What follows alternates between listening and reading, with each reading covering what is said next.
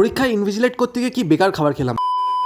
সকাল সকাল রেডি হয়ে বেরিয়ে পড়লাম এক্সাম সেন্টারে যাওয়ার উদ্দেশ্যে, কিন্তু তার আগে 500 কোটি ভিড় ঠেলে আমরা পৌঁছে গেলাম হচ্ছে গড়িয়াতে। গড়িয়া থেকে ধরে নিলাম হচ্ছে বাস। হ্যাঁ, আমাদের রিপোর্টিং টাইম ছিল 7টার সময়, কিন্তু স্টুডেন্টের রিপোর্টিং টাইম ছিল 8টার সময়। তারপর ফার্স্ট লটের এক্সাম হয়ে যাওয়ার পর আমরা চলে গেলাম লাঞ্চ করতে পাশের একটা হোটেলে, যেখান থেকে নিয়ে নিলাম হচ্ছে ডাল ভাত আর একটা চচ্চড়ি আর মাছের ঝোল। কি জঘন্য খেতে, কি বলবো, কিন্তু বাধ্য হয়ে খেতে হয়েছে, এত জোর খিদে পেয়েছিল। যাই হোক, কোনো রকমে খেয়ে আবার চলে গেলাম এক্সাম সেন্টারে, কারণ আবার সেকেন্ড স্লটের এক্সাম শুরু হবে। ওকে, তো এক্সাম শেষ হয়ে যাওয়ার পর 6টার সময় আমাদের ছুটি দিল, আর আজকে আবার ছিল কুশলদার বার্থডে। তাই চটপট করে ওর বাড়িতে চলে গেলাম, কারণ ওকে একটা জবরদস্ত সারপ্রাইজ দেবো। তারপর কি হলো সেটা তোমরা এক্ষুনি দেখতে পাবে।